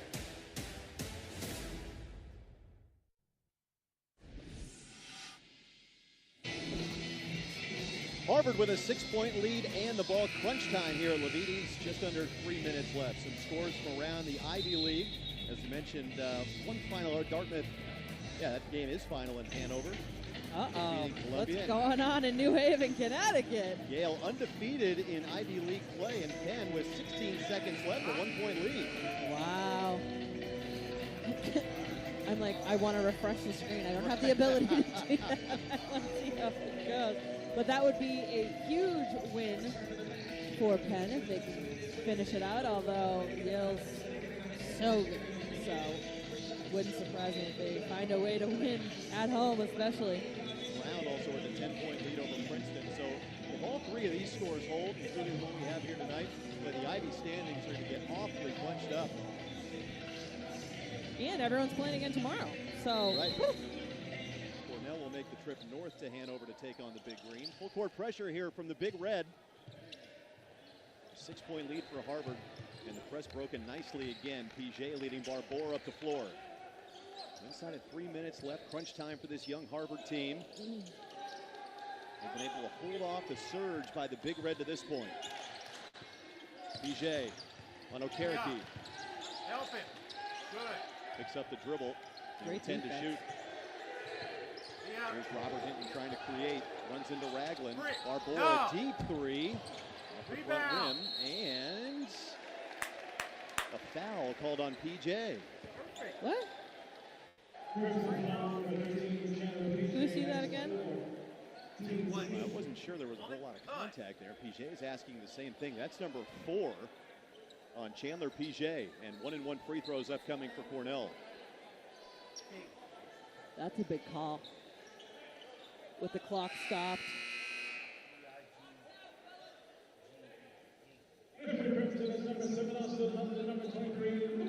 Morgan Miller working hard. We've got a live feed here of the Yale and Brown. Yale's just taking the lead, 72-71. So it'll be Ragland to the line. PJ comes off with the 4 fouls. As you mentioned, a huge call in several ways. There's the 18th foul on Harvard. And the 4th on PJ, and Ragland is 75% free throws through to the line, and he makes the front end. Not only does now PJ have that 4th foul, which you don't want to see. Now the clock has stopped, and Right. Cornell has this chance to put 2 shots up with no time off, and the time right now is Harvard's friend. Now the Crimson will, for the time being anyway, not have PJ at their disposal for this possession. Second free throw rimmed out by Ragland, and Lesmone with the rebound for Harvard. So a 5-point Crimson lead, 2:20 to play. Harvard has lost 4 of its last 5.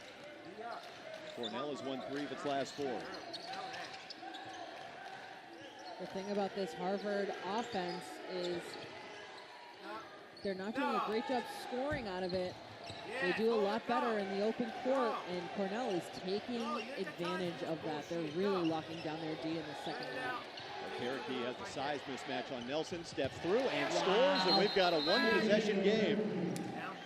And now a timeout taken by Cornell.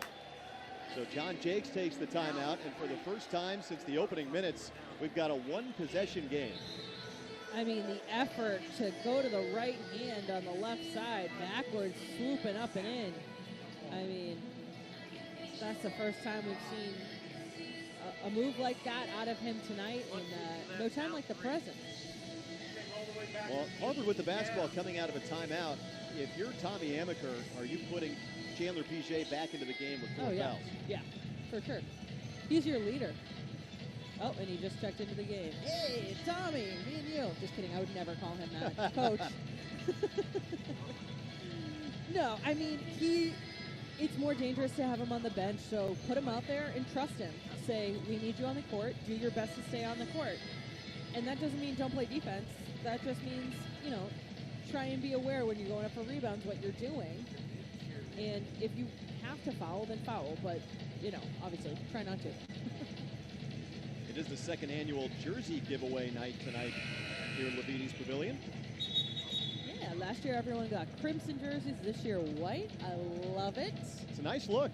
Yes, it's actually funny. One of the other broadcasters that work these Harvard games has it hanging in his office. And when we did a coach's call with the Northeastern coach, they were so upset that there was a Harvard jersey hanging. They actually got him a Northeastern jersey to add to his collection. So who knows? Maybe if you snag a Harvard jersey on your way out, other coaches will be willing to hook you up with some merch. There you go. I like the way you work that system. Yeah, he was very flattered that she thought of him. It was nice. So each team with 2 timeouts. Both teams are in the bonus, or the Crimson will be with the next Cornell foul. Full court pressure here from the Big Red as PJ gets it into Hinton. And Hinton one-on-one with Jake Fegan as he breaks the timeline. 1:40 to play, a 3-point lead for Harvard, who's led by as many as 19 tonight. PJ with 14 to shoot. This is Austin Hunt the first year. Trying to back down on Nord, spins to the left hand, can't get the finish. I like that take. It needs to fall, though. It needs to fall. So PJ playing with 4 fouls, Nelson playing with 4 fouls for Harvard. The Crimson lead by 3. Cooper Nord, 20 points tonight. Tough switch. 10 on the Mouse shot in the clock. house. Okereke, Ragland, stripped by Hunt. The first year with a key steal, and a travel is called. Okereke coming from diving down from the 3-point line to meet Hunt. Let's take a look. I only say no because the defense, he took a huge risk slapping at that ball. Did a great job, and then, I saw it from all the way across the court over here. He took that extra step, and that's such a first-year mistake because he didn't want to throw the ball away, and just a tough one. Nord, the drive, it's a 1-point game. 17-4, Cornell run. 50 seconds left, Harvard with a 1-point lead. Yeah, but I'm stressed right now. Right? And it doesn't matter to me who wins. I'm just here to have fun. It's been a great ball game, a great comeback by Cornell. Here's the freshman Hinton working on Williams. 9 on the shot clock. Batiste got a career high 21. Jump stop in the lane. Can't get it to go. Hunt with the offensive rebound. The shot clock is off, so Cornell's going to have to foul, and Nord fouls Nelson, the senior, who will go to the line for a 1-and-1. Huge rebound for Hunt. Wow. Talk about just making up for that mistake on the other end of the floor. Now, tearing down that rebound, getting that fresh 30. That's huge. I mentioned the shot clock was off. It went off momentarily, but the offensive rebound should have reset the shot clock to 20, and I think that's why Nord ended up fouling Nelson. Cornell had a chance to play out the possession, and the senior Nelson makes it a 2-point game. Big free throw during the second half. And talk about having a high basketball IQ to be aware of that situation. That is hard to know on the fly. Right. Nelson's second to make it a 3-point game. Got it. 2 huge free throws for the senior Evan Nelson. And now Tommy Amaker will take a 30-second timeout with 21.7 to play. And Harvard leading by 3. And you can feel it in this building. I mean, this crowd, we got a packed house tonight, which is so fun on a Friday night. And this crowd has very much determined the vibe. About the vibe of this game. They've been in it when Harvard's been hot, but they've also been quiet when Cornell has been. So for them to be up, singing Taylor Swift, I mean, they're feeling it right now, and they're going to be in it for these next 20 seconds. It's key. It's key for the crowd to be involved as well. That's the perk of playing at home. No doubt about it. It's been a great college basketball game. And part of the reason, right, we talked about this with John Jakes, second time through league. Right. Everyone knows what you do. They've seen the tape. They've seen it in person. It just gets tougher the second time going through league. And for John Jakes, a first-year head coach, he's got the experience on his side with his players. I think Cornell's actually made some good adjustments here in the second half, but everything just gets tougher and tighter the second go-around through league. It does, and I love that the Ivy League is one of the conferences that plays everybody twice, because it does make it more fun in the second half of the season to be playing teams so tightly. I mean, this is good basketball. This is fun. Keep in mind, these two teams played just 2 weeks ago in Ithaca. PJ playing with 4 fouls. Okereke breaks the timeline.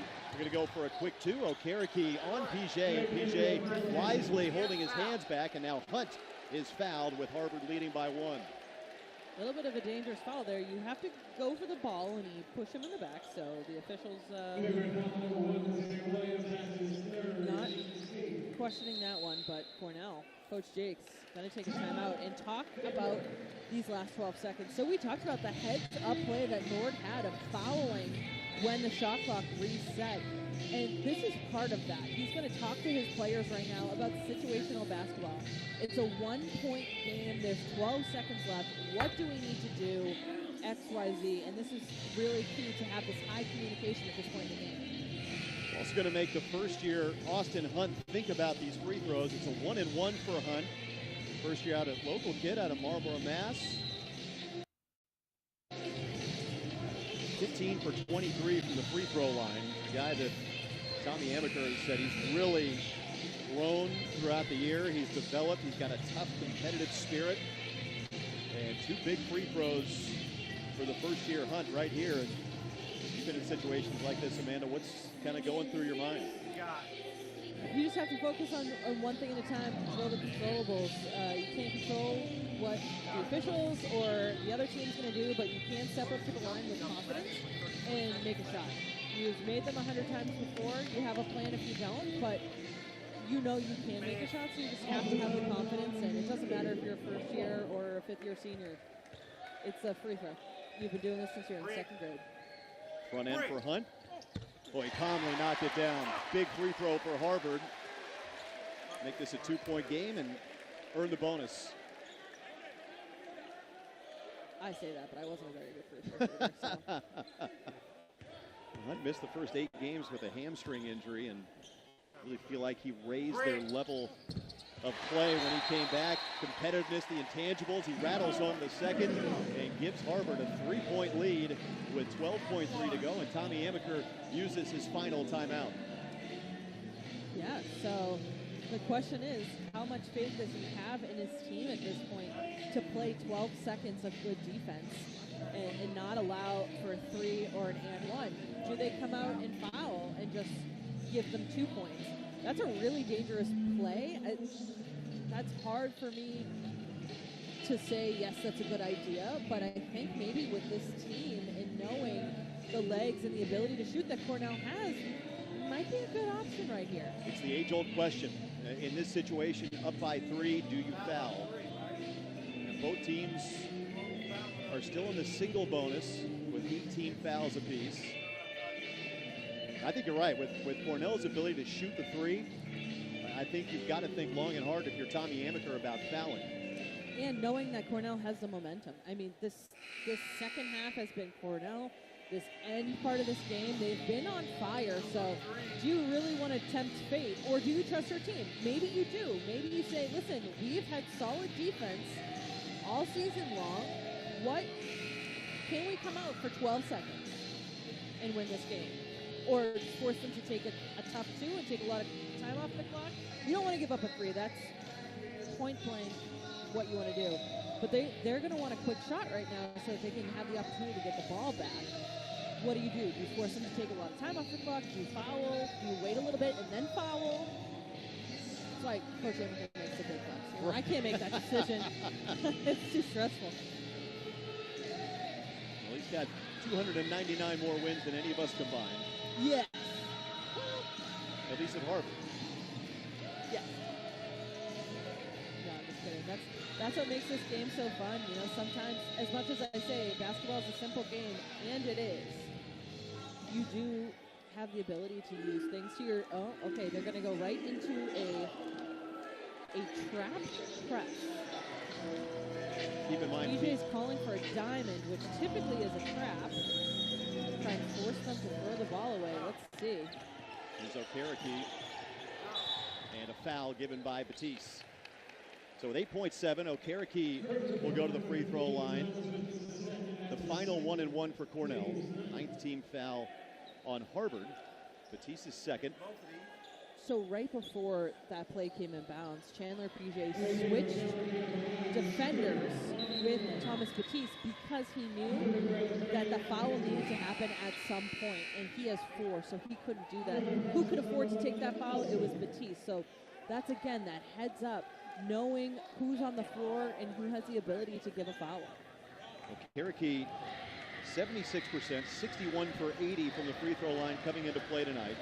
He has missed his only attempt from the stripe this evening. Just 8 points tonight for Okereke. Front end of a 1-and-1. Got it.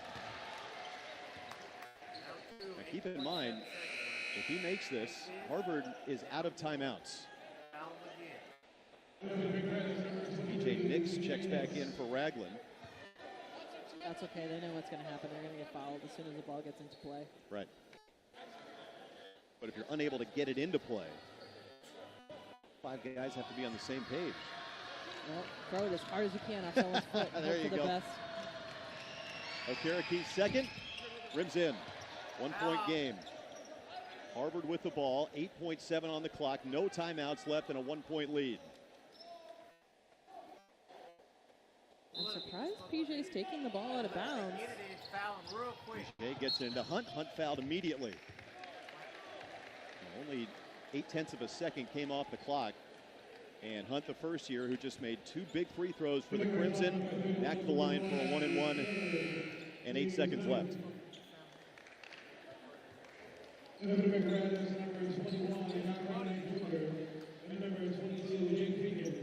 he was able to do it before. But how much are you going to ask from your first year? Quite a bit, it looks like tonight. Front end of a 1-and-1 for Hunt. It is good. He got the touch. Hometown roll right there. The local kid. A big free throw to earn the second to earn the bonus and put Harvard up 2 with 7.9 left. John Jakes will take his final timeout. 7, almost 8 seconds is a lot of time in basketball. It doesn't sound like a lot of time. It's a lot of time in basketball, especially where they have to have a plan here on a miss, because that's something that could happen, obviously, and everyone misses. So they have to have a plan on a miss, because 8 seconds becomes a lot shorter of time when you have to go the length of the court and rebound the ball. Cornell has won 6 in a row away from home. Veteran-laden team. And Harvard, this young club with Tommy Amaker looking for a statement win in the Ivy League, and something that would really validate what Tommy Amaker has said, us building championship habits with our young team. 7 first-year players for Harvard, and one of them at the line to try and give the Crimson a 3-point lead. Brick, your hair's receding. You got the big-ass ears. Hunt Missed it. comes up short. The rebound to Ragland. No timeouts left for Cornell. Here comes Williams, and he's fouled by Hinton. Harvard is only up 2, and Hinton just put Williams at the line for 2 shots with 3.5 seconds left. That as that end of game situation, the moment it happened, it looked like Hinton's stomach fell into his feet. He looked over at the bench, and he knew that he made a mistake, because their plan was on a make to foul, but that was a miss, and that is a huge first-year mental mistake. Williams 3 for 4 from the line tonight. He's got 2 here. Cornell in a double bonus, and he misses the first. Fucking idiot. What a break for Harvard. Fucking idiot. So now do you miss intentionally? Yeah, for sure. For sure.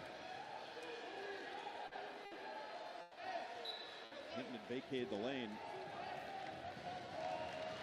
So he will, and it banks out. The rebound to Batiste. He's fouled, and we will walk 94 feet.